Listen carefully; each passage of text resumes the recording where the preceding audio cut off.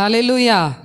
கர்த்தருடைய நாமம் மகிமைப்படுவதாக. இந்த நாளிலும் கர்த்தருடைய வார்த்தையை பகிர்ந்து கொள்ளும்படியாக எரேமியா தீர்க்கதரிசியின் புத்தகம் 20ஆம் அதிகாரம் 11ஆம் வசனம் இவ்விதமாய் சொல்லுகிறது.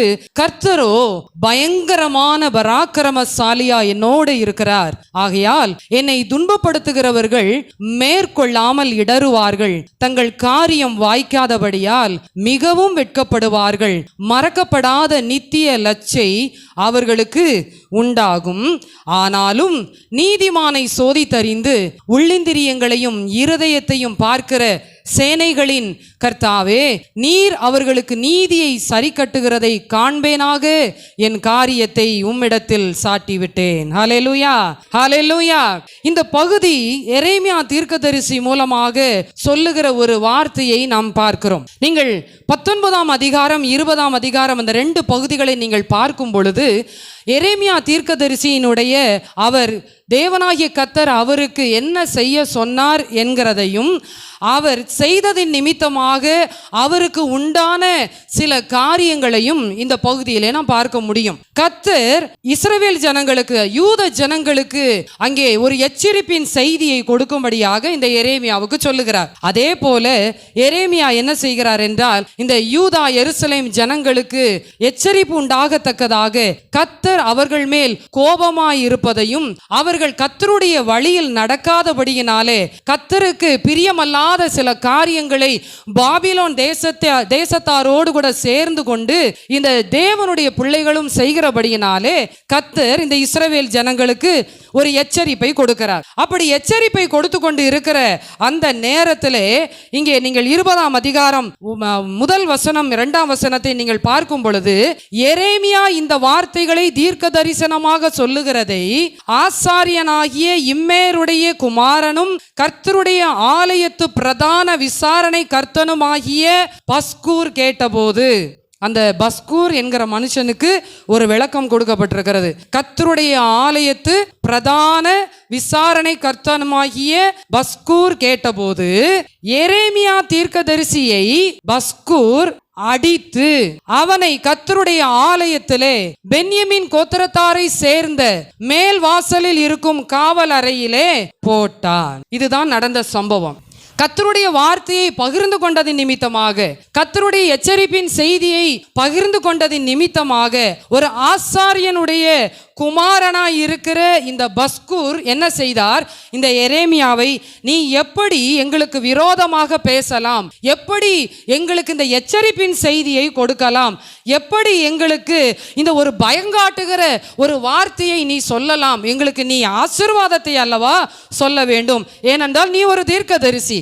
ஆகவே தீர்க்கதரிசி என்ன செய்ய வேண்டும்? கர்த்தர் ஆசீர்வதிப்பார், உயர்த்துவார், மேன்மைப்படுத்துவார் என்று சொல்லிதானே தீர்க்கதரிசி சொல்ல வேண்டும். ஆனால் இந்த தீர்க்கதரிசி எச்சரிப்பின் வார்த்தையை கொடுக்கிறாரே என்று சொல்லி இந்த பஸ்கூர் என்ன செய்தார்? எரேமியாவை அடித்து காவல் அறையிலே போட்டார். 3ஆம் வசனம் சொல்லுகிறது, மறுநாளிலே பஸ்கூர் எரேமியாவை காவல் அறையிலிருந்து வெளியே போக விட்டான். அது அந்த 2 வசனத்தையும் வாசிக்கும் போது ரொம்ப ஈஸியா இருக்கும் நமக்கு.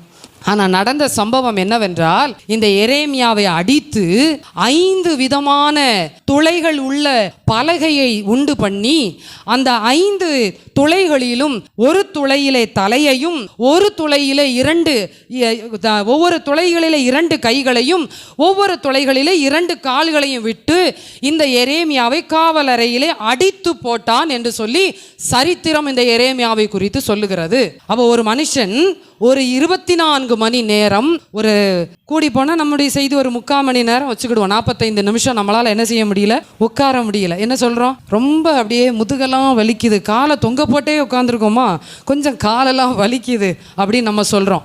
24 மணி நேரம் அடி வாங்கி, அடி என்றால் சாதாரண அடி அல்ல, சாட்டையினாலே அவர் அவருடைய சதைகளெல்லாம் பீத்து வரத்தக்கதான அடியையும் வாங்கி தலையை ஒரு துளையிலே 2 கைகளையும் 2 கால்களையும் விட்டு ஒரு மனுஷன் அந்த அடைப்பட்ட நிலைமையில இருக்கும் பொழுது சிந்தித்து பாருங்கள் எப்படி இருக்கும் என்று சொல்லி. காரணம், நன்மை செய்தபடியினாலே, கர்த்தருடைய வார்த்தைக்கு கீழ்ப்படிந்தபடியினாலே, கர்த்தருடைய சத்தத்துக்கு செவி கொடுத்தபடியினாலே நடந்தது. தப்புக்காக அல்லது செய்த தவறுக்காக இல்லை. நான் சரித்திரத்தை உங்களுக்கு சொல்லிவிட்டு செய்திக்கு கடந்து போனால் மாத்திரம்தான் இந்த செய்தி உங்களுக்கு விளங்கும். இப்படிப்பட்ட சூழ்நிலைமையில இருக்கிற எரேமியா இப்பொழுது மறுநாளிலே இந்த பஸ்கூர் என்ன செய்கிறார், அந்த எரேமியாவை அழைத்து நீ வெளியே போகலாம் என்று சொல்லி அழைத்து வெளியே அனுப்புகிறார். வெளியே அழைத்து போன பின்பு இப்பொழுது எரேமியா தேவனை பார்த்து பயங்கரமாக மன குமுறல்களை என்ன செய்கிறார், கொட்டுகிறார். நீங்கள் தொடர்ந்து அங்கே 7ஆம் வசனத்தை நீங்கள் வாசிக்கும் பொழுது அங்க பார்க்கலாம். கர்த்தாவே, என்னை இணங்க பண்ணினீர், நான் இணங்கினேன். இணங்க பண்ணினீர்னா என்னது? இணங்க பண்ணினீர்னா என்னது? நம்ம நினைக்கிறதெல்லாம் சேர பண்ணினீர். ஆனா ஆங்கிலத்துல அந்த வார்த்தைக்கு என்ன சொல்லிக்கிறேன், யூ ஹாவ் டிசீவ்ட் மீ அப்படின்னு போட்டுரு. You have deceived me, I was deceived. நீங்க இனி என்ன பண்ணிட்டீங்க, ஏமாத்திட்டீங்க. நான் என்ன பண்ணிட்டேன், ஏமாந்துட்டேன். சில நேரங்களில் நம்மளும் அப்படித்தானே சொல்றோம், ஆண்டவரே இந்த வருஷத்துல வாக்குத்தத்தம் கொடுத்தீங்களே ஆண்டவரே, என்ன சொன்னாரு, நான் உனக்கு முன்னே போய் கோணலானவைகளை செவ்வையாக்குவேன்னு சொன்னீங்களே, ஆனா எனக்கு முன்னாடி எப்படி இருக்குது, அவ்வளவும் கோணலுமாலமா தான் இருக்கு, அவ்வளவு கரடு முரடா தான் இருக்கு. நீங்க என்னை என்ன பண்ணிட்டீங்க, ஏமாத்திட்டீங்க. இந்த எரேமியா அதை தான் சொல்றாரு. ஆங்கில வேதாகமம் வைத்திருக்கிறவர்கள் அதை நீங்கள் பார்க்கும்படி உங்களை அன்போடு கேட்கிறேன். ஆமே, கரெக்ட் சிஸ்டர்? இன்டியூஸ்ட். என்ன பண்ணிட்டாருன்னா ஆண்டவர் அப்படியே இனி அமுக்கிட்டாரு. அதுதான், இனி அமுக்கிட்டாரு. நான் அப்படியே என்ன பண்ணிட்டேன், அடங்கி ஒடுங்கி போயிட்டேன். அதுதான் இன்னொரு மொழிபெயர்ப்பு, யூ ஹேவ் டிசீவ்ட் மீ அப்படின்னு போட்டிருக்கு.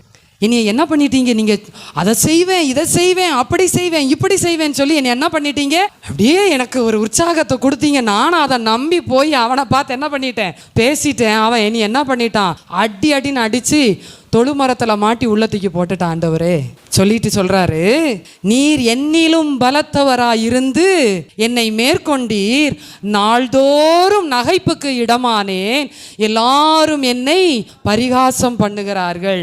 ஆதலால் அந்த 8 வசனம், 8வது வசனம் 9வது வசனத்தை இங்கே வாசித்தீங்கன்னா உண்மையிலே ஒரு ஆழமான ஒரு பகுதி, ஆழமான ஒரு பகுதி. நாம் எல்லாரும் எரேமியா 20ஆம் அதிகாரம் 11ஆம் வசனத்தை வேகமாய் வாசிப்போம், வேகமாய் சொல்லுவோம், வேகமாய் ஜெபிக்கும் பொழுது சொல்லுவோம், ஆண்டவரே என் காரியத்தை உம்மிடத்தில் சாட்டி விட்டேன். ஆனா அங்க உள்ள ஒண்ணு நடந்துச்சு. நாம் தொடர்ச்சியாக நம்முடைய டெய்லி பிரேயர்ல நம்ம பார்த்து கொண்டு இருக்கிறோம். கர்த்தர் நமக்கு முன்னே போய் கோணலானவைகளை செவ்வையாக்கணும்னு சொன்னா நம்ம சரி பண்ண வேண்டிய சில காரியம் இருக்கு. அப்பதான் அவர் முன்ன போய் கோணலானவைகளை செவ்வையாக்குவார். ஹல்லேலூயா, ஹல்லேலூயா. இப்பொழுது இங்க சொல்லுகிறார், கர்த்தரோ பயங்கரமான பராக்கிரமசாலியாய் என்னோட இருக்கிறார், ஆதலால் என்னோட யுத்தம் பண்ணினவர்கள் என்ன செய்ய மாட்டார்கள், மேற்கொள்ள மாட்டார்கள், தங்கள் காரியம் வாய்க்காதபடி அவர்கள் வெட்கப்படுவார்கள். இதெல்லாம் சொல்றாரே, ஏன் சொல்றாருன்னா தலைப்பு சொல்லல, இன்னும் தலைப்பு சொல்லல, ஏன் இன்னும் இருக்கு. இப்ப எரேமியா இப்பொழுது சொல்லுகிறார் 9ஆம் வசனத்திலே வாசியுங்கள். ஆதலால் நான் அவரை பிரஸ்தாபம் பண்ணாமலும் இனி கர்த்தருடைய நாமத்திலே பேசாமலும் இருப்பேன் என்றேன். ஆனாலும் ஆனாலும் ஆதலால் ஆனாலும் ஆதலால் ஆனாலும் வார்த்தைகளை நல்லா கவனிக்கணும். ஆதலால் so that ஆனாலும் ஆனாலும் அவருடைய வார்த்தை என் எலும்புகளில் அடைப்பட்டு எரிகிற அக்கினியை போல் என் இருதயத்தில் இருந்தது, அதை சகித்து இளைத்து போனேன், எனக்கு பொறுக்க கூடாமற் போயிற்று. ஹல்லேலூயா, ஹல்லேலூயா. கர்த்தருடைய அக்கினி நம்மை என்ன செய்கிறதால் காரியத்தை வாய்க்க பண்ணும்படியாய் செய்கிறது. ஹல்லேலூயா. உங்களுடைய காரியம் வாய்க்க வேண்டுமானால், உங்களுக்கு உங்களுடைய எதிராளிகள் வெட்கப்பட்டு போக வேண்டுமானால், எதிராளிகள் லட்சை அடைய வேண்டுமானால், எதிராளிகள் பின்னிட்டு போக வேண்டுமானால், கர்த்தர் உங்களுக்கு நீதி உள்ள தேவனாய் இருக்க வேண்டுமானால், 9ஆம் வசனம் சொல்லுகிறது, ஆனாலும் அவருடைய வார்த்தை எங்கே இருந்தது, என் எலும்புகளில் அடைப்பட்டு எரிகிற அக்கினியை போல என் இருதயத்தில் இருந்தது. ஹல்லேலூயா. இருதயத்தில் இருந்தா தானே எலும்புக்கு போகும், இருதயத்தில் இருந்தால் தானே எலும்புக்கு போகும். எலும்பு தான் மிக முக்கியமான ஒரு பாட்டு நம்ம உடம்புலலாம் செய்யுதான். அந்த மஜ்ஜை என்ன பண்ணுதான், நமக்கு பலவிதமான காரியங்களை செய்யுதான். ஒரு ஆஃப்டர் 40 அல்லது நியரிங் டு 40+ அப்படின்னு போயிட்டோம்னா டாக்டர் உடனே என்ன தெரியுமா சொல்லுவாங்க, நிறைய கால்சியம் எடுத்துக்கோங்க அப்படிம்பாங்க, சுண்ணாம்பு சத்து எடுத்துக்கோங்கன்னு சொல்லுவாங்க. உங்களுக்கு சுண்ணாம்பு சத்து கம்மியாக இருக்கிறதுனால தான் உங்களுக்கு இந்த விதமான எலும்பு பிரச்சனைகள்லாம் வருது. ஏதாவது ஒரு பலவீனம் என்று போனால் உடனே முதல்ல எடுக்கிறது என்னன்னா அயன் டெஸ்ட். ஹெச்பி பார்ப்பாங்க, அயன் பார்ப்பாங்க, அடுத்து கால்சியம் பார்ப்பாங்க. ஏன் அப்படின்னா அதெல்லாம் சரியா இருந்தா தான் மீதி எல்லாமே கரெக்டா இருக்கும். இங்கே சொல்றாரு எரேமியா, ஆனாலும் அவருடைய வார்த்தை எங்கே அடைபட்டிருந்ததா? எங்கே அடைபட்டிருந்தது? எலும்புகளில் அடைபட்டு. அது சும்மா இல்ல, அது அடைபட்டு இல்ல. எப்படி இருந்துச்சா? எரிகிற அக்கினி மாதிரி இருந்துச்சா. ஹல்லேலூயா. இன்றைக்கு கர்த்தர் உங்களுக்கும் எனக்கும் அற்புதத்தை செய்ய வேண்டுமானால் கர்த்தருடைய அக்கினி, அவருடைய வார்த்தையாகிய அக்கினி நம்முடைய எலும்புகளிலும் இருதயத்திலும் இருக்கும் பொழுது கர்த்தர் கிரியை செய்ய வல்லமை உள்ளவராயிருக்கிறார். ஹல்லேலூயா, ஹல்லேலூயா. எலும்புகளில் அக்கினி கிரியை செய்கிறது என்பது நான் தொடர்ச்சியாக பார்க்கும் பொழுது நாம் அதை புரிந்து கொள்ளலாம். எலும்புகளில் அடைபட்டு இருக்கிறது என்பது அது சாதாரண காரியம் அல்ல, அது விசேஷமான ஒரு அனுபவம். ஆகவேதான் எரேமியா சொல்லுகிறார், ஆகவேதான் அங்கே 12ஆம் வசனத்தில் சொல்லுகிறார், ஆனாலும் நீதிமானை சோதித்து அறிந்து உள்ளிந்திரியங்களையும் இருதயத்தையும் பார்க்கிற சேனைகளின் கர்த்தாவே. ஹல்லேலூயா. ஒரு மனுஷனுக்கு கர்த்தர் நன்மை செய்ய வேண்டுமானால் எங்க பார்க்கிறாரு தெரியுமா? அவனுடைய இருதயத்தை பார்க்கிறார், அவனுடைய உள்ளிந்திரியத்தை பார்க்கிறார். நம்ம வேகமா சொல்லுவோம் எல்லார்ட்டையும், மனுஷன் முகத்தை பார்க்கறான், கர்த்தர் இருதயத்தை பார்க்கறான். ஏன் இருதயம் யாருக்கு தெரியும்? தெரியும் தானே. அப்ப ஏன் இன்னும் காரியம் வாய்க்கல? தெரியும் தானே. ஏன் இன்னும் சத்துருக்கள் நம்மை சூழ்ந்து கொண்டு இருக்கிறார்கள்? தெரியும் தானே. ஏன் இன்னும் பிரச்சனைகள்? தெரியும் தானே. ஏன் இன்னும் எரேமியாவை போல புலம்பிக் கொண்டு இருக்கிறோம்? சற்று ஆராய்ந்து பார்க்க வேண்டும். ஹல்லேலூயா. ஆகவேதான் அங்கே எரேமியா சொல்லுகிறார் 9ஆம் வசனத்துல, ஆனாலும் அவருடைய வார்த்தை என் எலும்புகளில் அடைபட்டு எரிகிற அக்கினியை போல எரிந்து கொண்டிருந்தது. ஹல்லேலூயா, ஹல்லேலூயா. சில நேரங்களிலே கர்த்தர் நம்முடைய வாழ்க்கையில அற்புதத்தை செய்ய வேண்டுமானால், கர்த்தர் கிரியை செய்ய வேண்டுமானால், கர்த்தர் நமக்கு நீதியை சரி கட்ட வேண்டுமானால், கர்த்தர் நம்மை உயர்த்த வேண்டுமானால், கர்த்தர் நம்மை மேன்மைப்படுத்த வேண்டுமானால், கர்த்தர் நம்முடைய ஜெபத்திற்கு பதில் தர வேண்டுமானால், கர்த்தர் நமக்கு முன்னே போய் கோணலானவைகளை செவையாக்க வேண்டுமானால் என்னுடைய இருதயம் வார்த்தையின் அக்கினியானாலே நிரப்பப்பட்டு இருக்க வேண்டும். ஹல்லேலூயா.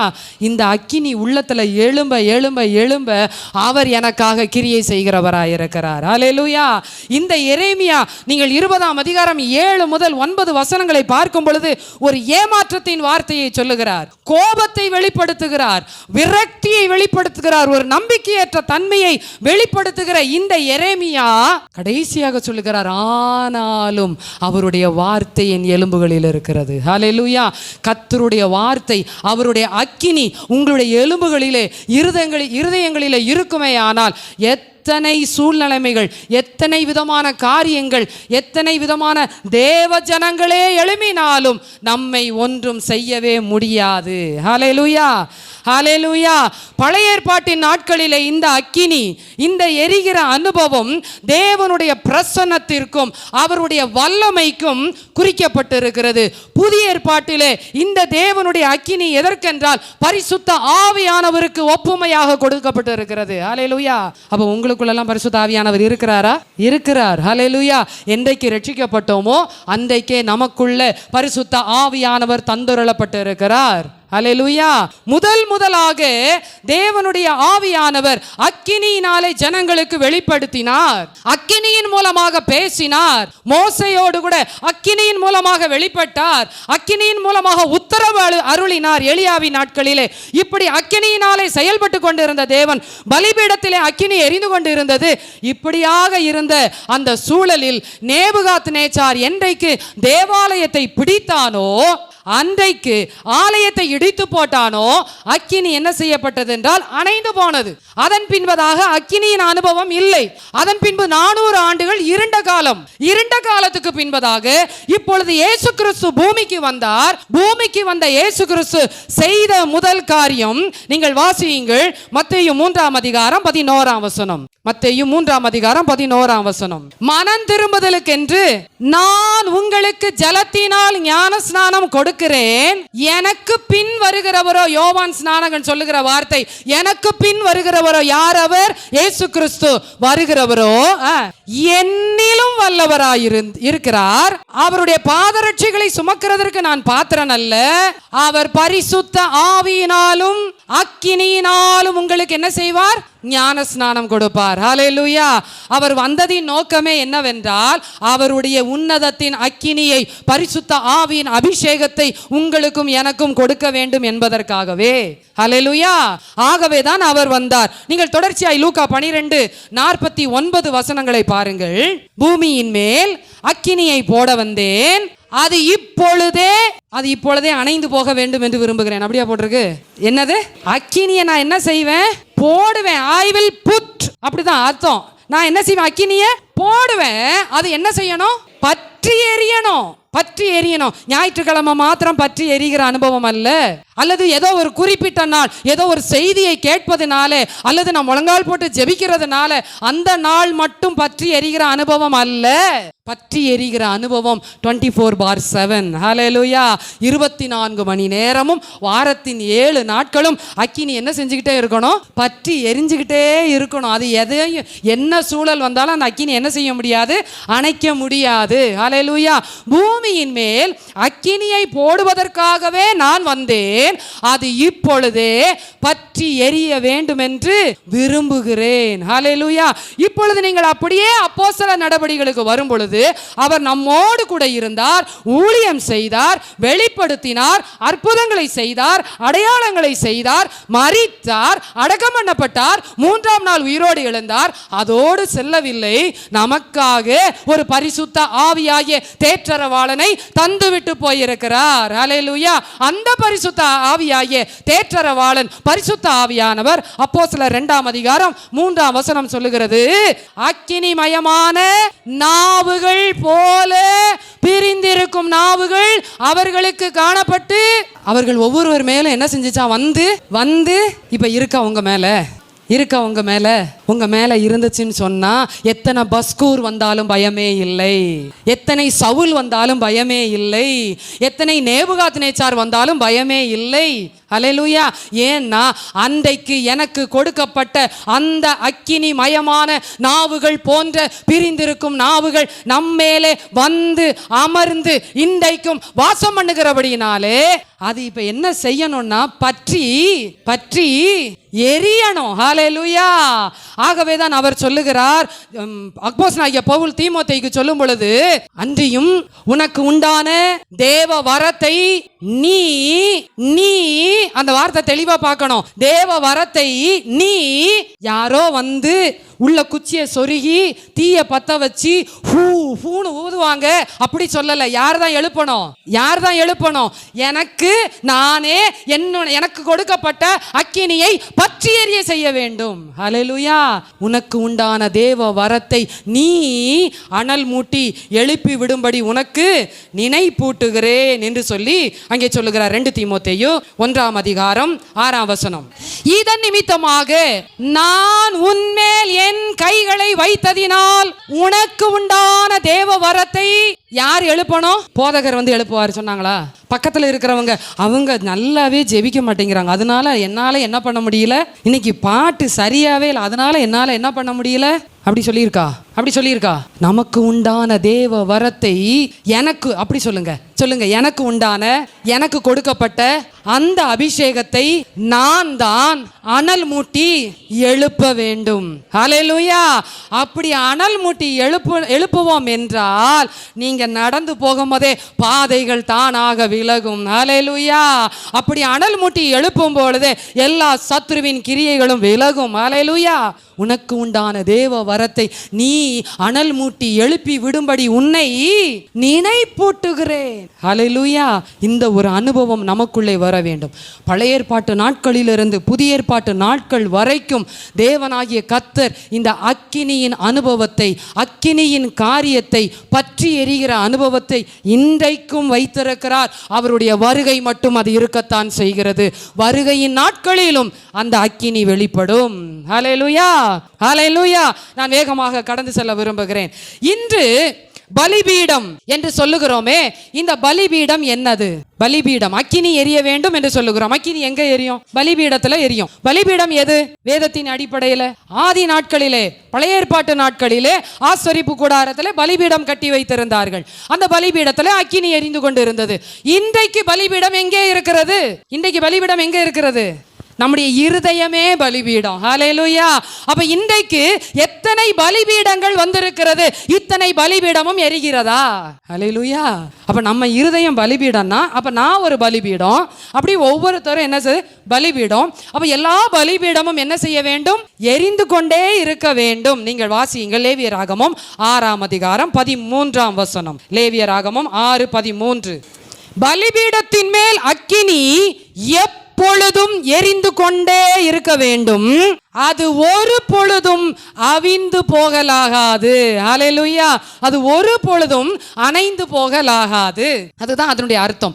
பலிபீடத்தில் அக்கினி. அப்ப என்னுடைய இருதயம் இன்றைக்கு பலிபீடம் என்று வசனம் சொல்லுமே, ஆனால் இன்னைக்கு என்னுடைய இந்த இருதயமாகிய பலிபீடம் என்ன செய்யணும்? என்னன்னு எரிந்து கொண்டே இருக்க வேண்டும். ஹல்லேலூயா. அப்ப இந்த பலிபீடம் எரிய வேண்டுமானால் சில காரியங்கள் இருக்கிறது. அந்த பலிபீடம் எரியும் பொழுது என்ன நடக்கும் என்கிறதை வேகமாக நான் உங்களுக்கு சொல்ல விரும்புகிறேன். முதல் காரியம் வாசியுங்கள். அதே லேவியராகமம் 6ஆம் அதிகாரம் 10ஆம் வசனம் 11ஆம் வசனம். சர்வாங்க தகன பலியின் சாம்பலை எடுத்து பலிபீடத்து பக்கத்தில் கொட்டி, பின்பு தன் வஸ்திரங்களை கழற்றி வேறு வஸ்திரங்களை உடுத்தி கொண்டு அந்த சாம்பலை பாளையத்துக்கு புறம்பே சுத்தமான ஒரு இடத்திலே கொண்டு போய் கொட்ட கடவன். ஹல்லேலூயா. முதல் காரியம், என்னுடைய இருதயமாகிய பலிபீடம் எரிய வேண்டுமானால், அக்கினி பற்றி எரிய வேண்டுமானால், அந்த பலிபீடத்தில் செய்யப்பட வேண்டிய முதல் காரியம் சாம்பல் அகற்றப்பட வேண்டும். ஹல்லேலூயா. சாம்பல் என்னது? கழிவு, வேஸ்ட். அதை வச்சு அடுப்பு எரிக்க முடியுமா? சாம்பலை வச்சு வெளியே என்ன செய்வாங்க? ஒரு அடுப்பு எரிப்பதற்கு முன்பதாக அந்த சாம்பலை அகற்றி வெளியே கொண்டு போய் அதை அகற்றி விடுவார்கள். இன்றைக்கு தேவனாகிய கர்த்தர் சொல்லுகிறார், நம்முடைய இருதயமாகிய பலிபீடம் எரிய வேண்டுமானால், பரிசுத்த அக்கினி பற்றி பிடிக்க வேண்டுமானால், இன்றைக்கு கொடுக்கப்பட்டிருக்கிற அக்கினி பற்றி எரியாததற்கு காரணம் என்ன? சாம்பல் இன்னும் அகற்றப்படவில்லை. ரட்சிக்கப்பட்ட நாளில் உள்ள சாம்பல், 3 வருஷத்துக்கு முன்னாடி உள்ள சாம்பல், போன வருஷத்துல உள்ள சாம்பல், எல்லா சாம்பலும் எங்க தான் இருக்கு? இந்த பலிபீடத்துக்குள்ள தான் அப்படியே டம்ப் ஆகி போய் கிடக்கு, அடைக்கப்பட்டு போய். இப்போ இந்த சாம்பல் இருக்கிறதுனால என்னதான் ஜெபம் பண்ணாலும், என்னதான் வசனம் கேட்டாலும், என்னதான் ஆவியானவர் உணர்த்தினாலும் இப்போ என்ன செய்ய மாட்டேங்குதுன்னா, தீ பற்றி பிடிக்க மாட்டேங்குது. சாம்பல் என்ன செய்ய மாட்டேங்குதுன்னா, இந்த விறகுகளின் மீது அக்கினியை பற்றி பிடிக்க விட மாட்டேங்குது. இந்த சாம்பல் எல்லாவற்றையும் அடைத்து வைத்திருக்கிறது. வசனம் சொல்லுகிறது, நீ முதலாவது என்ன செய்? உன் வஸ்திரங்களை உடுத்தி கொண்டு அந்த சாம்பலை பாளையத்துக்கு புறம்பே சுத்தமான ஒரு இடத்திலே கொண்டு போய் கொட்ட கடவன். ஹல்லேலூயா. நம்முடைய வாழ்விலே தேவனாகிய கர்த்தர் என்றைக்கு நம்மை ரட்சித்தாரோ அந்த நாளிலே தானே நமக்கு பரிசுத்த ஆவியின் அபிஷேகம், அக்கினி கொடுக்கப்படுகிறது. வரங்கள் அவனுடைய பிரயோஜனத்துக்கு. இன்னைக்கு நம்ம என்ன பண்றோம்னா, பரிசுத்த ஆவியின் அபிஷேகத்தையும் வரங்களையும் சேர்த்து மிக்ஸ் பண்ணி குழப்பிக்கிட்டு இருக்கிறோம். அபிஷேகம் உங்களுக்கும் எனக்கும் முத்திரையாக கொடுக்கப்பட்டிருக்கிறது. எத்தனை பேர் விசுவாசிக்கிறீங்க? எத்தனை பேர் விசுவாசிக்கிறீங்க? ஹல்லேலூயா. இப்போ வரங்கள், ஞானத்தை போதிக்கும் வரம், வசனத்தை விளக்கும் வரம், அற்புதங்களை செய்யும் குணமாக்கும் வரம், விசுவாசிக்கிறது, இப்படி எல்லாமே இதெல்லாம் வரம். இந்த வரம் நான் விரும்பினால் என்னுடைய பிரயோஜனத்துக்கு, என்னுடைய தாகத்துக்கு ஏற்றபடி, என்னுடைய வறட்சி, ஆண்டவரே என்னை வரங்களினால் நிரப்பும் நான் கேட்டா கர்த்தர் எனக்கு என்ன தருவார்? வரங்களை தருவார். ஆனா அபிஷேகம் யாவருக்கும் கொடுக்கப்பட்டிருக்கிறது. அன்றியும் அவருடைய நாமத்தினாலே மீட்கப்படுகிற எல்லாரும் தேவனுடைய பிள்ளைகள். பிள்ளைகள் எல்லாருக்கும் என்ன கொடுக்கப்பட்டிருக்கிறது? அபிஷேகம். அபிஷேகம் என்பது என்னது? புத்திர சுவிகாரத்தின் ஆவி. உண்டா இல்லையா? எங்க பிள்ளைகளுக்கு நாங்க என்ன ஒரு காரியத்தை கொடுத்து வச்சிருக்கிறோம். இப்ப அவங்களுக்கு ஒரு அது என்ன சொல்றது, அந்த ஒரு உரிமை அவங்களுக்கு இருக்கு. என்ன உரிமை? எங்க அப்பாவுக்கு எதெல்லாம் இருக்கோ அதெல்லாம் யாருக்குரியது? யாருக்குரியது?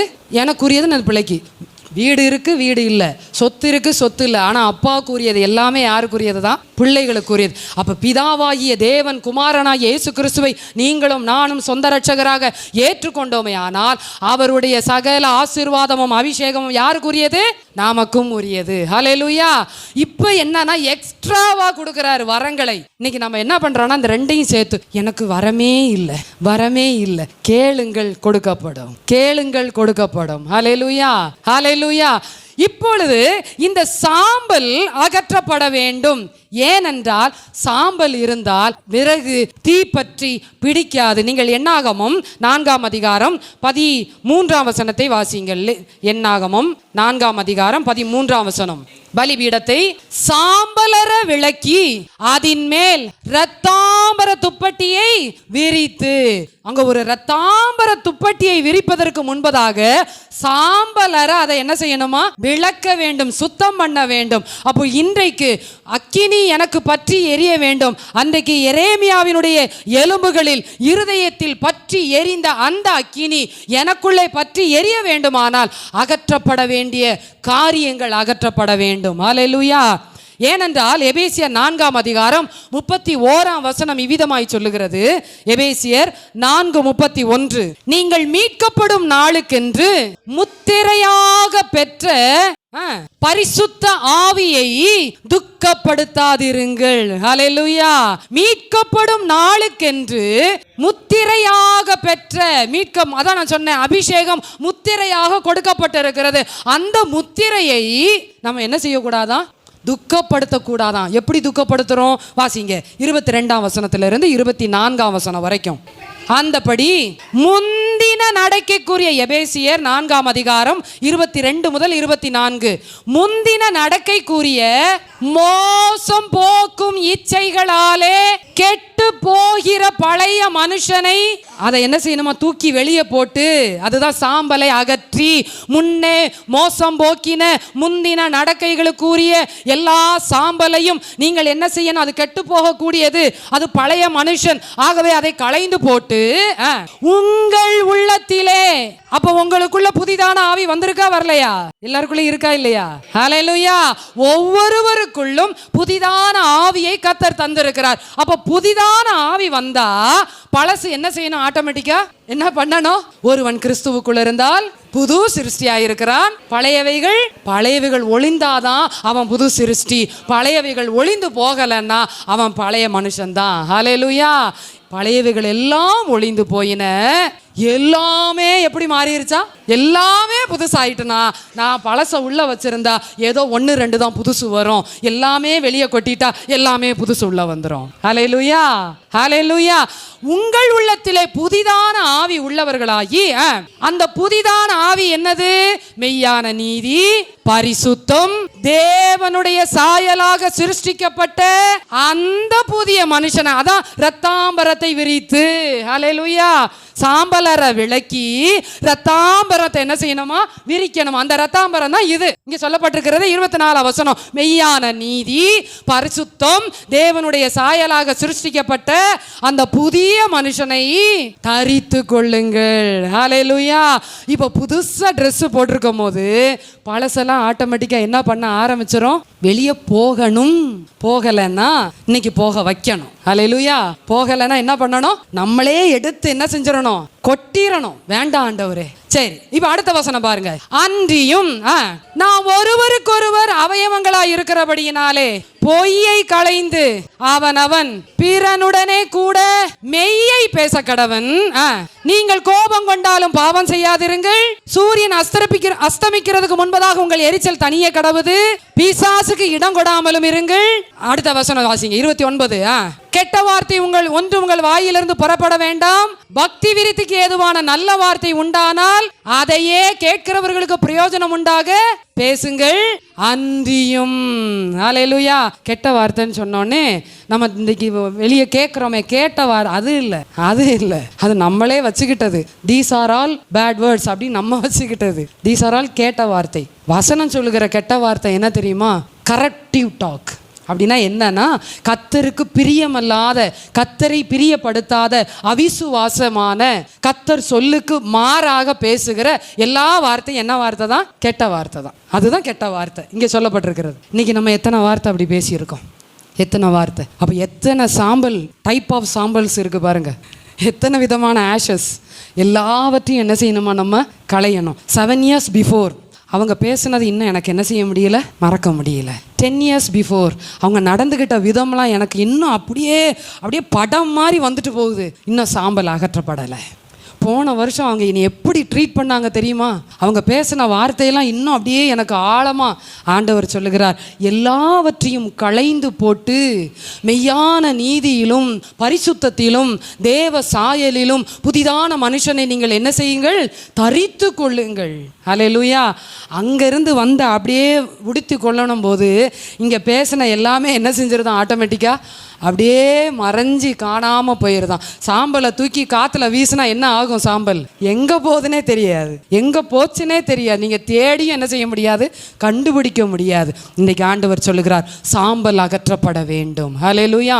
2வதாக நான் வேகமாக சொல்லுகிறேன். அக்கினி இந்த பலிபீடத்தில் எரிந்து கொண்டே இருக்க வேண்டுமானால், அதே லேவியராகமம் 6ஆம் அதிகாரம் 12ஆம் வசனம், பலிபீடத்தின் மேல் அக்கினி அவியாமல் எரிந்து கொண்டு இருக்க வேண்டும்.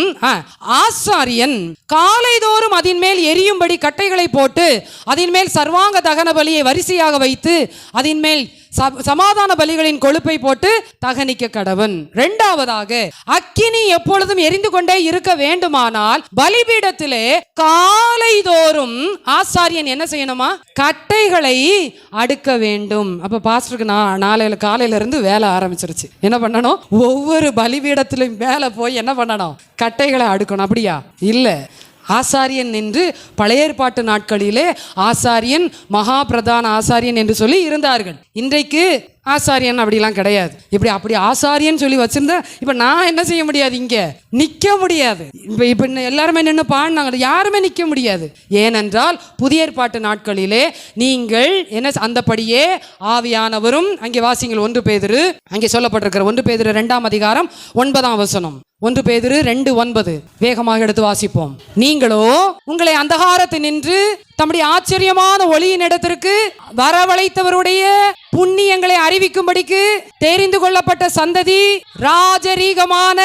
அப்ப நீங்க எல்லாருமே யாரு, நம்ம எல்லாருமே யாரு, ஆசாரியன். அங்கே லேவியராகமத்தில் வாசித்தோம் நம்ம 6ஆம் அதிகாரம் 12ஆம் வசனம், காலைதோறும் ஆசாரியன் பலிபீடத்தின் மேல் என்ன செய்யணுமா, விறகுகளை, சத்தமா சொல்லுங்க, கட்டைகளை போட்டு எரியும்படி அதன் மேல் என்ன செய்யணுமா, அடுக்கி வைக்கணுமா. அப்ப ஒவ்வொரு நாளும் உங்களுக்கும் எனக்கும் என்ன வேலை அப்படின்னு சொன்னா, பலிபீடம் எரிந்து எனக்குரிய இருதயமாகிய பலிபீடம் எரிஞ்சுக்கிட்டே இருக்கணும்னு சொன்னா, தினந்தோறும் காலையில் நான் என்ன செய்ய வேண்டும், கட்டைகளை அடுக்க வேண்டும். கட்டை தேவனுடைய வார்த்தை. ஹல்லேலூயா. அவருடைய சமூகம், அவருடைய பிரசன்னம், ஜெபம், வசனம், இவைகளினாலே என்னுடைய இருதயமாகிய அந்த பலிபீடம் அடுக்கப்பட வேண்டும். ஹல்லேலூயா. இந்த பலிபீடம் அடுக்கப்படும் பொழுது, இப்பொழுது அங்கே நெருப்பு பற்ற வைக்கும் பொழுது, அங்கே இருக்கிற நெருப்பு, எரிந்து கொண்டு இருக்கிற நெருப்பு இன்னும் கொஞ்சம் என்ன பண்ணும், பற்றி எரியும். ஆகவே தான் வசனம் சொல்லுகிறது, அவர் நெறிந்த நாணலை முறியாமலும் மங்கி எரிகிற திரியை அணையாமலும் இருக்கிறவர். அந்த வேலையை யார் செய்யணும், நீங்களும் நானும் செய்யும் போது அவர் என்ன பண்ணுவார், கூட கொஞ்சம் எரிகிறதுக்கு உதவி செய்கிறவராக இருக்கிறார். ஹல்லேலூயா. இன்றைக்கி நம்ம என்ன பண்ணுறோன்னா, காலையில் எழும்பின உடனே ஐயோ இன்னைக்கு ஸ்கூலுக்கு போகணும், இன்னைக்கு என்ன பண்ணணும், அங்கே போகணும், இங்கே போகணும், வேலை செய்யணும், அதை பண்ணணும், இதை பண்ணணும், இந்த டென்ஷனில் நம்ம இருக்கிறோமே ஒழிய, என்னுடைய காலை நேரம் தேவனுக்கானது என்று சொல்லி ஒருவரும் கொடுப்பதே இல்லை. அதை விட மேன்மையான ஒரு காரியம் என்ன தெரியுமா, எழும்பின உடனே வேலையை உன்னை கையில் எடுப்போம். என்னது சொல்லுங்க, எல்லாரும் எடுக்கிறது தானே, மொபைல் எடுத்து யாராவது நான் காலையில் எழும்பின உடனே நான் மொபைலை தூக்க மாட்டேன் அப்படின்னு சொல்கிறவங்க சொல்லுங்க பார்க்கலாம். யாரும் சொல்ல முடியாது.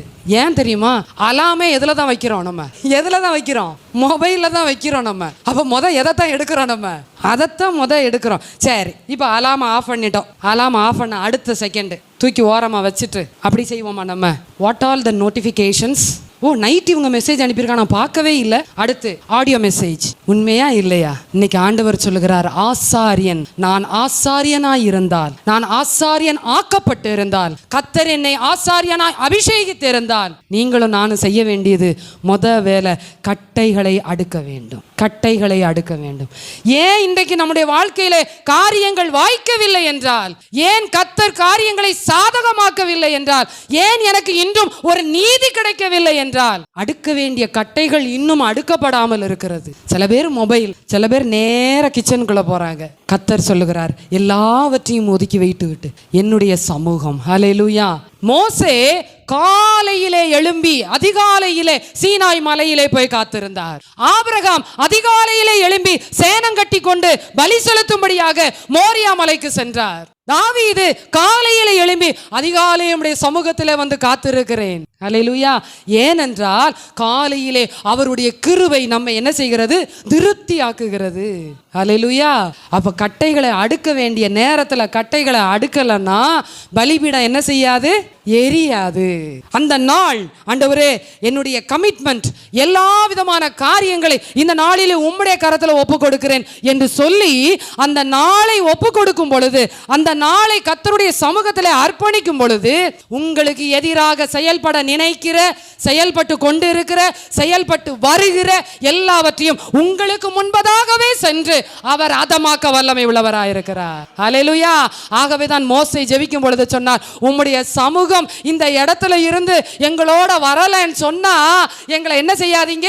கூட்டிட்டு போக வேண்டாம் ஆண்டவரே, கூட்டிட்டு போக வேண்டாம்ப்பா. அது எப்ப வரும்? அதிகாலையிலே கர்த்தரை நோக்கி ஜெபிக்கும் பொழுது, அதிகாலையிலே வார்த்தைகளை தியானிக்கும் பொழுது. ஹல்லேலூயா. வாசித்து பாருங்கள். அதிகாலையிலே எழும்பி உங்களுக்கு அப்படியே வார்த்தைகள் உள்ளே இறங்கும். ஹல்லேலூயா. ஏனென்றால் அக்கினி பட்சிக்கும். உள்ள எலும்புகள் அக்கினி இருக்கு பார்த்தீங்களா? இந்த அக்கினி என்ன பண்ணும்னா அப்படியே தக தக தகன்னு எரியும், அப்படியே உள்ள இழுக்கும்.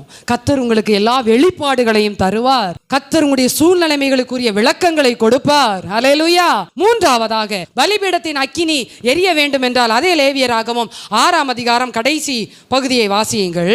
அங்கே சொல்லப்பட்டிருக்கிறது, அதன் சமாதான பலிகளின் கொழுப்பை போட்டு தகனிக்க கடவன். சமாதான பலிகளின் கொழுப்பு என்று சொல்லப்பட்டிருக்கிறது. கொழுப்பு என்று சொல்லும் பொழுது சரண்டர் அண்ட் கான்சிக்ரேஷன், அதாவது என்னை நான் முழுவதுமாக ஒப்பு கொடுப்பதும் பிரதிஷ்டை செய்வதற்கான காரியத்தை அந்த கொழுப்பு எரிக்கப்படுவதை குறிக்கிறது. கொழுப்பு என்று சொல்லும் பொழுது அங்கே வசனம் சொல்லுகிறது, அங்கே நீங்கள் வாசியுங்கள். லேவியராகமம் 3ஆம் அதிகாரம் 5ஆம் வசனம். லேவியராகமம் 3:5. அதை ஆரோனின் குமாரர் சர்வாங்க தகன பலியின் மீது போட்டு தகனிக்க கடவார்கள். இது கர்த்தருக்கு சுகந்த வாசனையான தகன பலி. நீங்கள் 16-17 வாசியுங்கள். ஆசாரியன் பலிபீடத்தின் மேல் அவைகளை தகனிக்க கடவன். இது சுகந்த வாசனையான தகன ஆகாரம், கொழுப்பு முழுவதும் யாருடையது? ஆமா, நம்மலாம் என்ன பண்ணுவோம்? அது கறி போட்டா கொஞ்சம் கொழுப்பு போடலன்னா எப்படி? கொழுப்பு தான் எதவே கொடுக்குது, டேஸ்ட் கொடுக்கறதே எதுதான். ஆனா வசனம் என்ன தெரியுமா சொல்லுது? கொழுப்பு யாருடையதா?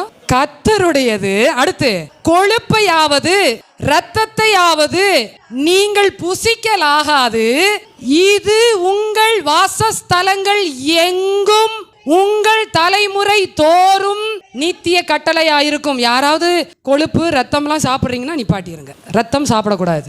தேவனுடைய, உங்களுக்கு தெரியுமான்னு தெரியல, நான் இன்னைக்கு சொல்றேன், தேவனுடைய பிள்ளைகள் ரட்சிக்கப்பட்ட பின்பு, தேவனை அறிந்த பின்பு ரத்தம் புசிக்க கூடாது. நன்றா தெரிந்து, இது அங்க வசனம் தெளிவாய் சொல்லுது, இது உங்கள் வாசஸ்தலங்கள் எங்கும் உங்கள் தலைமுறை சந்ததி சந்ததியா எல்லாருக்கும். யாரோ இஸ்ரவேல் ஜனங்களுக்கு மாத்திரம் தான் உரியதுன்னா இல்ல, அங்க தெளிவா போட்டிருக்கு, தலைமுறை தோறும் நித்திய இட்டர்னல் கமாண்ட்மெண்ட். இட்டர்னல் கமாண்ட்மெண்ட், நித்திய கட்டளைனா கடைசி வரைக்கும் அதான், அதுல மாற்றமே கிடையாது. அதுதான், தட் இஸ் இட்டர்னல் கமாண்ட்மெண்ட். நித்திய கட்டளை இருக்கும் என்று சொல் என்றார். சரி, எதுக்கு கொழுப்ப கர்த்தர் தகன பலியாக பலியிட சொல்லுகிறார்? What refers? The fat refers to, அங்கே சொல்லியிருக்கிற முதன்மையானது. என்னது முதன்மையா? நீங்க வாசிங்க ஆதியாகமம் 4ஆம் அதிகாரம் 4ஆம் வசனம். ஆதியாகமம் 4ஆம் அதிகாரம் 4ஆம் வசனம் வேகமாக.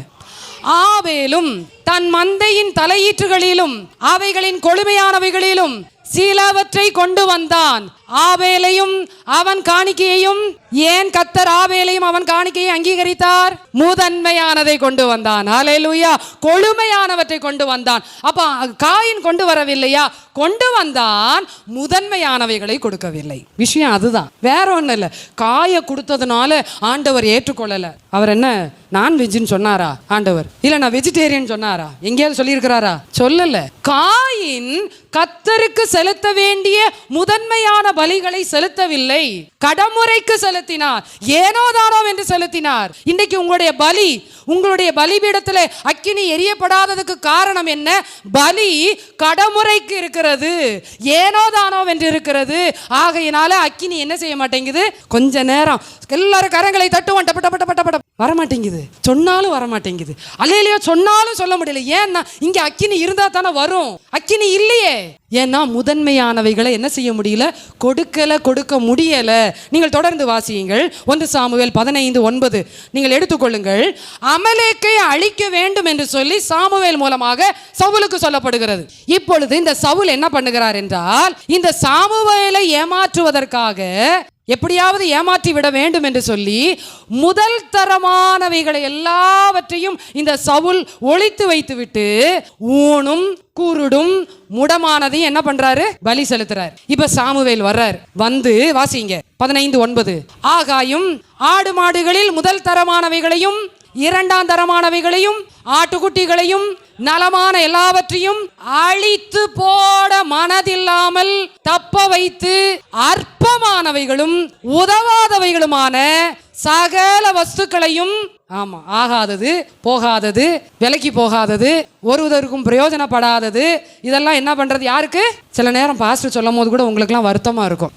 காணிக்கை பெட்டியில இப்படிலாம் இருக்குது அப்படின்னு சொல்லும் போது, எதுக்கு பாஸ்டர் இதெல்லாம் சொல்றாரு அப்படின்னு நீங்க நினைச்சிருந்திருக்கலாம், தெரியல. ஆனா வசனம் என்ன சொல்ல தெரியுமா?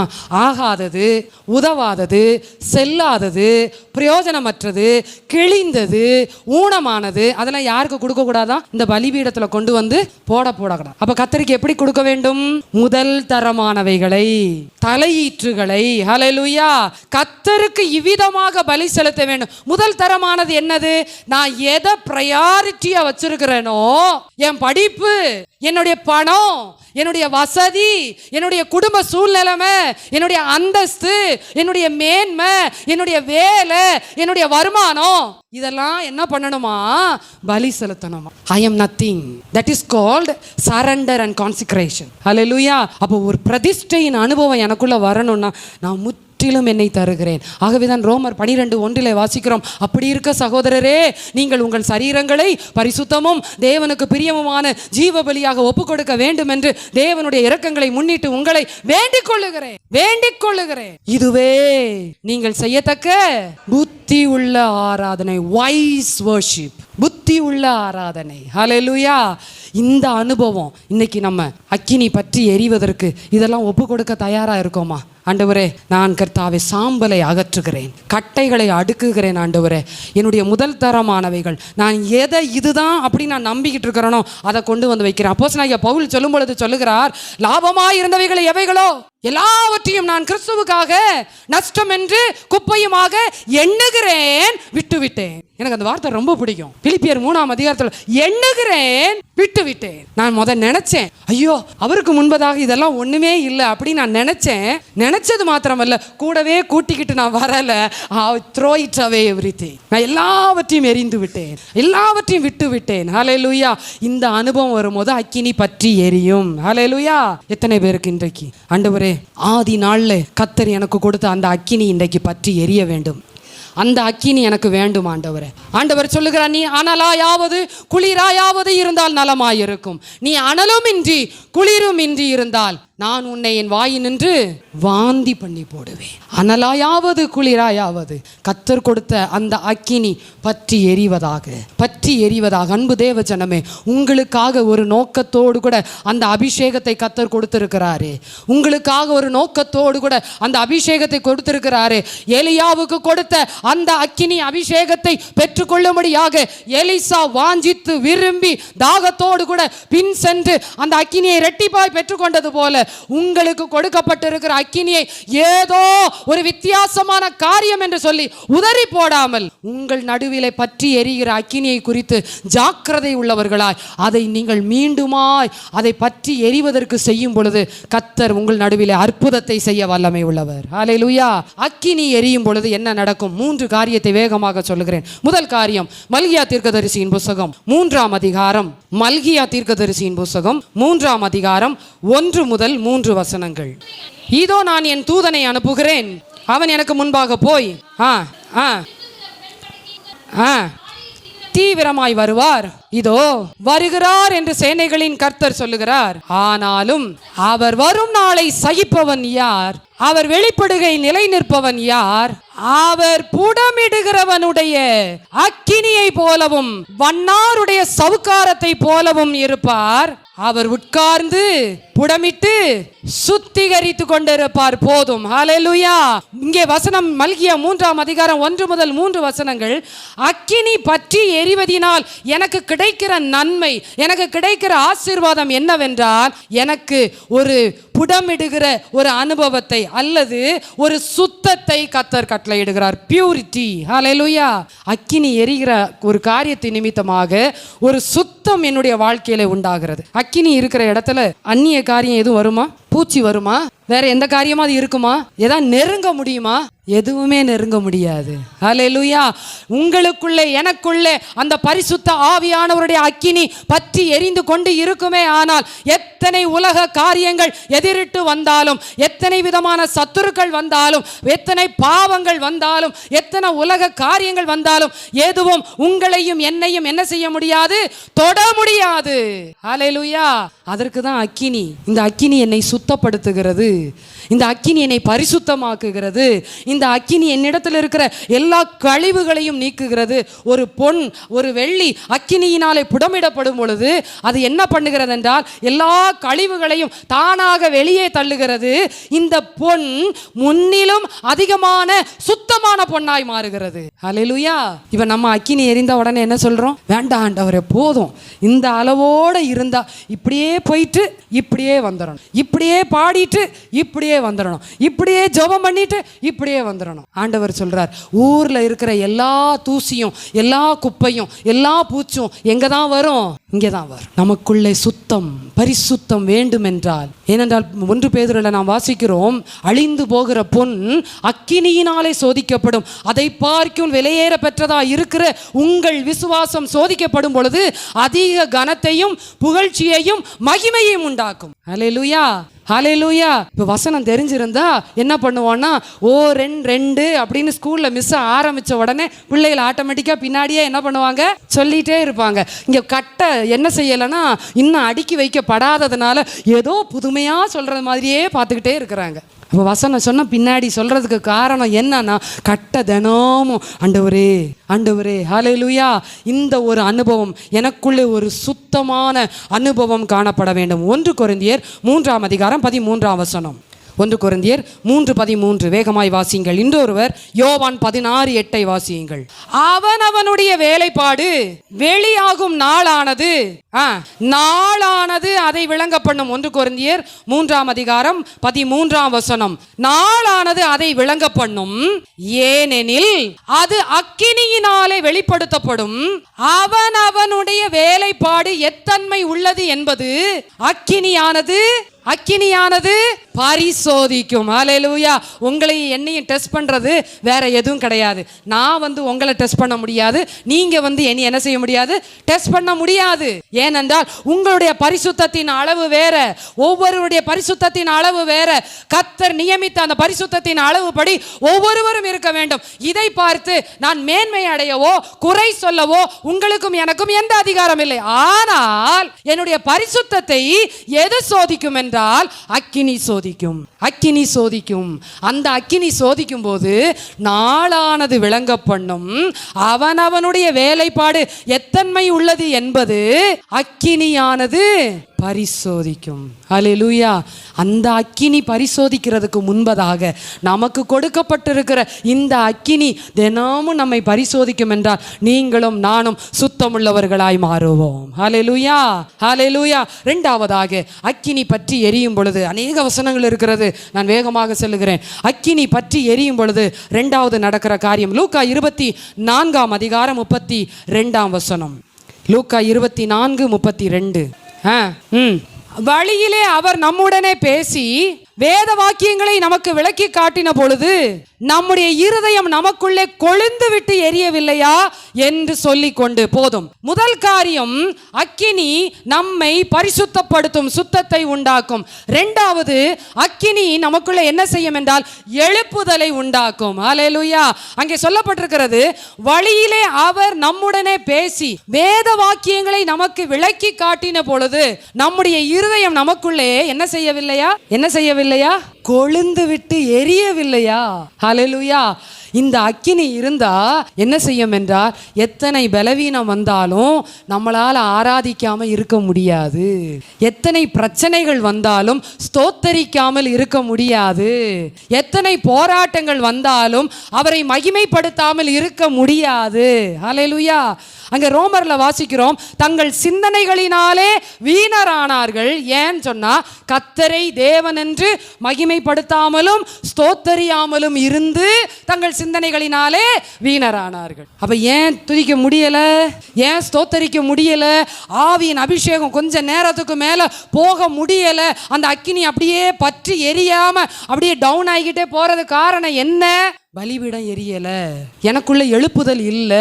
தாவீது சொல்லும் பொழுது சொல்லுகிறார், ஆண்டவரே உம்முடைய சமூகத்தை விட்டு என்னை தள்ளாமலும் உம்முடைய பரிசுத்த ஆவியை என்னை விட்டு எடுத்துக்கொள்ளாமலும் இரும். உம்முடைய இரட்சணியத்தின் சந்தோஷத்தை திரும்ப once again give my your revival o Lord. ஹல்லேலூயா. திரும்பவும் உங்க எழுப்புதல் எனக்கு தாங்க ஆண்டவரே. எழுப்புதல் எழுப்புதல்னு சொல்லாங்க. எழுப்புதல் இந்தியால வரும், அமெரிக்கால வரும், ஆஸ்திரேலியால வரும், அண்டார்டிகால எங்கேயும் வராது. எழுப்புதல் நமக்குள்ள வரணும். உங்களுக்குள்ள எனக்குள்ள வராம திருச்சி பட்டணத்தில் தான் எழுப்புதல் உங்களுக்குள்ள வந்துருச்சா? அவரவருக்குள்ள செல்ஃப் ரிவைவல், செல்ஃப் ரிவைவல், அவரவருக்குள்ள எழுப்புதல் வந்துருச்சா? ஹல்லேலூயா. எத்தனை பிரச்சனை வந்தாலும் கர்த்தருக்காக நான் நிற்பேன், ஓடுவேன், ஆடுவேன், பாடுவேன், துதிப்பேன், மகிமைப்படுத்துவேன், கர்த்தருக்காக காரியங்களை செய்வேன் சொல்ல முடிந்தா உங்களுக்குள்ள எழுப்புதல் வந்துருச்சுன்னு அர்த்தம். ஹல்லேலூயா. ஆகவேதான் தாவீது ஒரு சங்கீதத்தில் சொல்லும் பொழுது சொல்லுகிறார், உமது ஜனங்கள் உம்மில் மகிழ்ந்திருக்கும்படி நீர் எங்களை திரும்பவும் உயிர்ப்பிக்க மாட்டீரோ. நான் வசனத்தை எடுத்து சொன்னா டைம் ஆயிரும். நான் தான் வேகமாக நான் வசனத்தை மாத்திரம் சொல்லுகிறேன். உமது ஜனங்கள் உம்மில் மகிழ்ந்திருக்கும்படி. இன்னைக்கு நம்ம எதுல மகிழ்ந்திருக்கணும்? நம்ம எதுல மகிழ்ந்திருக்கணும்? என்னுடைய வாலிப வயதுல நான் மகிழ்ந்து களி கூறணும். இந்த வயசுல அனுபவிக்காம எந்த வயசுல? ஆண்டவர் சொல்லுகிறார், இல்லை, உங்களுக்குள்ளே எழுப்புதல் வர வேண்டும் என்றால் அக்கினி பற்றி எரிய வேண்டும். அக்கினி பற்றி எரிய வேண்டும். அக்கினி பற்றி எரியும் பொழுது அந்த ஆவியானவர் உங்களுக்குள்ளே வந்து சகலவற்றையும் போதித்து கண்டித்து உணர்த்தி நீதியாய் உங்களை நடத்துவார். ஹல்லேலூயா, ஹல்லேலூயா. அந்த எழுப்புதல் வந்த பொழுதுதான் அங்கே நாம் வேதத்துல வாசிக்கிறோம், முதலாக எழுப்புதல் வந்தது சீஷர்களுக்குள்ளாக. இந்த ரெண்டு கொழுந்து விட்டு எரியவில்லையா? 12 என்ன ஆச்சு? 70 ஆச்சு. 70 என்ன ஆச்சு? 3000 ஆச்சு. 3000 என்ன ஆச்சு? 5000 ஆச்சு. ஹல்லேலூயா. அங்க வசனம் அப்போஸ்தலர் 2 அதிகாரம் 2 முதல் 8 வசனங்களை பார்க்கும் பொழுது 12 பேரோட எழுப்புதல் நின்று போகவில்லை. 70 120 பேரோட நின்று போகவில்லை. 3000 பேரோட நின்று போகல. 5000 பேரோட நின்று போகல. இன்றைக்கு இத்தனை 1000 ஜனங்கள் தேவனை உலகெங்கும் மகிமைப்படுத்தி கொண்டு இருக்கிறார்கள். ஹல்லேலூயா, ஹல்லேலூயா. காரணம் என்ன? இங்கே இருக்கிற எழுப்புதல் பற்றி பிடித்தது. அப்படியே பிடித்து பிடித்து பிடித்து பிடித்து பிடித்து ஒவ்வொரு இதைத்தான் நேற்று நைட்டு பிரேயர்ல கூட நம்ம கேட்டோம். ஹல்லேலூயா. சபைங்கிறது ஏதோ நான் மட்டும் ஆறாது, பற்றி பிடிக்கணும். பிடிச்சுக்கிட்டே அப்படியே போய்கிட்டே இருக்கணும், நிக்க கூடாது, போய்கிட்டே இருக்கணும். செயின் பை செயினா அப்படியே போனோம். அதுதான் எழுப்புதல். இன்னைக்கு நானும் என் வீட்டாருமோ என்றால் கர்த்தரே செய்வோம். இப்போ நாங்கள் 4 பேர் சர்ச்சுக்கு வர்றோம். மற்ற பேர்லாம் உங்க ஃப்ரெண்ட்ஸ் எல்லாம், உங்க நண்பர்கள் எல்லாம், உங்க உறவினர்கள் எல்லாம் பிடிக்கலையே எழுப்புதல். ஆண்டவர் சொல்றார், எழுப்புதல் பற்றி பிடித்திருந்தா இந்த நேரத்துல உங்க வீட்டில் இருக்கிற எல்லாரும் வந்திருக்கணுமே. கர்த்தர் கேட்பார். அதுதான் அக்கினி எரிகிற அனுபவம். ஹல்லேலூயா.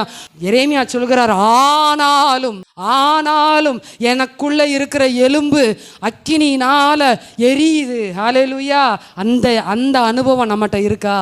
அந்த அனுபவம் நம்மகிட்ட இருக்கா? நம்ம ப்ரொஜெக்ட் பண்றதுல தான் இருக்கோம். இன்னைக்கு நம்மளை ப்ரொஜெக்ட் பண்றதுல தான் இருக்கோம். ஆண்டவர் சொல்றார், அக்கினி பற்றி எரியட்டும். ஹல்லேலூயா. மூன்றாவதாக கடைசியாக ஒன்றை சொல்லி முடிக்கிறேன். அப்போஸ்தலர் 28ஆம் அதிகாரம் 1 முதல் 5 வசனங்கள். அப்போஸ்தலர் 28 1 முதல் 5 வசனங்கள்.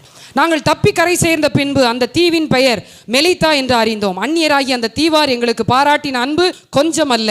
அந்த வேளையிலே பிடித்திருந்த மழைக்காகவும் குளிருக்காகவும் அவர்கள் நெருப்பை மூட்டி எங்கள் அனைவரையும் சேர்த்து கொண்டார்கள். பவுல் சில விறகுகளை அந்த நெருப்பின் மேல் போடுகையில் ஒரு விரியன் பாம்பு அனல் உரைத்து புறப்பட்டு அவனுடைய கையை கவி கொண்டது. விஷப்பூச்சி அவன் கையிலே தொங்குகிறதை அந்நியராகி அந்த தீவார் கண்டபோது, இந்த மனுஷன் கொலைபாதகன், இதற்கு சந்தேகமில்லை, இவன் சமுத்திரத்துக்கு தப்பி வந்தோம், பழியானது அவனை பிழைக்க ஒட்டவில்லை என்று தங்களுக்குள்ளே சொல்லிக் கொண்டார்கள். அந்த பூச்சி தீயிலே உதறி போட்டு ஒரு தீங்கும் அடையாதிருந்தான். மூன்றாவதாக அக்கினி பற்றி எரிந்தால் எல்லா பிசாசின் கிரியைகள், எல்லா சத்துருவின் கிரியைகள், எல்லா மாம்சத்தின் கிரியைகள், எல்லா சாபக்கட்டுகள், எல்லா வியாதி பிணிகள், எல்லா விதமான அங்கே நம்முடைய சந்ததியாய் வருகிற சாபத்தின் காரியங்களை கர்த்தர் முறித்து போட வல்லமை உள்ளவராயிருக்கிறார். ஹல்லேலூயா. பரிசுத்த அக்கினிக்கு முன்பதாக அந்நிய காரியங்கள் நிற்க முடியாது. ஹல்லேலூயா. அங்கே நெருப்பு மூட்டின உடனே சில விறகுகளை வாரி அந்த நெருப்பின் மேல் போடுகையில் அந்த விரியன் பாம்பு அனல் உரைத்து புறப்பட்டு, ஹல்லேலூயா, எல்லா பிசாசின் கிரியைகள் இந்த நாளோடு கூட வெளியேற போகிறது. ஹல்லேலூயா. எல்லா சத்துருவின் கிரியைகள், எல்லா மாய்மாலம் பண்ணுகிற எல்லா பிசாசின் கிரியைகள், அந்தகாரத்தின் கிரியைகள், ஏனென்றால் பரிசுத்த ஆவியானவருடைய பரிசுத்த அக்கினிக்கு முன்பதாக அந்நிய அக்கினி இடம் கொடுக்க முடியாது. ஹல்லேலூயா. இன்றைக்கு ஒருவேளை பல நாட்களாக நீங்கள் பலவீனத்தோடு கூட, போராட்டத்தோடு கூட, வியாதியோடு கூட, கஷ்டத்தோடு கூட, கண்ணீரோடு கூட, பரம்பரை சாபத்தோடு கூட நீங்கள் இருப்பீர்கள் என்றால் இன்றைக்கு ஆண்டவர்கிட்ட கேளுங்க, என் பலிபீடம் பற்றி எரியட்டும் ஆண்டவரே, என் பலிபீடம் பற்றி எரியட்டும் ஆண்டவரே. எல்லா சாபத்தின் காரியங்கள் வெளியேறுவதற்காக, எல்லா பிசாசின் கிரியைகள் வெளியேறுவதற்காக, என்னுடைய குடும்பத்தை கட்டி வைத்திருக்கிற, என் கணவனை கட்டி வைத்திருக்கிற, என் மனைவியை கட்டி வைத்திருக்கிற, என் பிள்ளையை கட்டி வைத்திருக்கிற, என் தொழிலை கட்டி வைத்திருக்கிற, என் வருமானத்தை கட்டி வைத்திருக்கிற, என்னுடைய எல்லா விதமான பிள்ளையின் எதிர்காலத்தை கட்டி வைத்திருக்கிற, பிள்ளையின் படிப்பை கட்டி வைத்திருக்கிற எல்லா பிசாசின் கிரியைகள் இன்றோடு வெளியேறுவதாக. ஹல்லேலூயா. ஹல்லேலூயா. ஏனென்றால் பலிபீடம் எரியும் பொழுது அங்கே எந்த விதமான அந்நிய கிரியைகள் உள்ளே நுழைய முடியாது. ஹல்லேலூயா. அதற்குத்தான் பலிபீடம் எரிய வேண்டும். இன்னைக்கு பிசாசின் கிரியைகள், சத்துருவின் கிரியைகள் உங்களையும் என்னையும் அவ்வப்பொழுது வந்து பயங்காட்டி கொண்டு இருக்கிறது என்றால் அக்கினியின் தாக்கம் பத்தலன்னு அர்த்தம். அக்கினியின் தாக்கம் போதாது, இன்னும் வேணும். ஹல்லேலூயா. ஆகவே தான் அங்கே வசனம் சொல்லுகிறது. நீங்கள் மார்க் 1ஆம் அதிகாரம் 24ஆம் வசனம், லூக்கா 4ஆம் அதிகாரம் 34ஆம் வசனத்தை வாசித்து அதோடு முடிப்போம். மார்க் 1:24, மார்க் 1:24, லூக்கா 4:34. அவன், ஐயோ நசரேயனாகிய இயேசுவே, எங்களுக்கும் உமக்கும் என்ன, எங்களை கெடுக்கவா வந்தீர்? நீர் இன்னார் என்று அறிவேன். இன்னார் என்று அறிவேன் அதோட நிப்பாட்டல. அங்க ஒரு வார்த்தை தெளிவா பிசாசு பேசுது. என்ன சொல்ல தெரியுமா? நீர் தேவனுடைய குமாரன் சொல்லல, பரிசுத்தர். ஏன் தெரியுமா? அவருக்குள்ள பரிசுத்த ஆவியானவருடைய அபிஷேகம் இருந்தபடியினால நீ தேவனுடைய பரிசுத்தர் என்று சத்தமிட்டான். மெதுவா சொல்லல, சத்தமிட்டான். வாசிங்க லூக்கா 4:34. ஐயோ நசரேயனாகிய இயேசுவே, எங்களுக்கும் உமக்கும் என்ன, எங்களை கெடுக்கவா வந்தீர்? உம்மை இன்னார் என்று அறிவேன், நீர் தேவனுடைய பரிசுத்தர் என்று உரத்த சத்தமிட்டான். 41ஆம் வசனம். பிசாசுகளும் நீர் தேவனுடைய குமாரனாகிய கிறிஸ்து என்று சத்தமிட்டு அநேகரை விட்டு புறப்பட்டது. அவரை கிறிஸ்து என்று பிசாசுகள் அறிந்திருந்தபடியால் அவர் அவைகளை பேசவட்டாமல் அதட்டினார். ஹல்லேலூயா. இன்றைக்கு அதே பரிசுத்த ஆவியானவரின் அபிஷேகம் அந்த அக்கினி உங்களுக்குள்ள எனக்குள்ள இறங்குச்சுன்னு சொன்னா நீங்க வீட்டுக்குள்ள நுழையும் போதே ஒரு பெரிய மாற்றம் உண்டாகும். நீங்க செல்லுகிற இடத்துல ஒரு மாற்றம் உண்டாகும். நீங்க பேசுகிற இடத்துல மாற்றம் உண்டாகும். நீங்க ஜெபிக்கிற இடத்துல மாற்றம் உண்டாகும். சத்தியத்தை சொல்லும் பொழுது மாற்றம் உண்டாகும். ஹல்லேலூயா. நீங்கள் தேவனுடைய பிள்ளை என்று பிசாசு சாட்சி கொடுக்க அளவுக்கு கர்த்தர் உங்களுக்குள்ளே வல்லமையை கிரியை செய்வார். இன்றைக்கு எத்தனை பேர் விரும்புகிறீர்கள், ஆண்டவரே அந்த அக்கினி எனக்கு வேண்டும், ஆண்டவரே அந்த அக்கினி எனக்கு வேணும், நான் ஏதோ ஒரு கடமுறைக்கு இருக்கிறேன். கர்த்தர் சொல்லுகிறார், நீ ஆதியில் இருந்த அன்பை விட்டா என்று உன் பேரில் எனக்கு குறை உண்டு. வேண்டாம் ஆண்டவரே, என் மேல எந்த குறையும் வேண்டாம், அந்த அக்கினி எனக்குள்ள இறங்கட்டும்.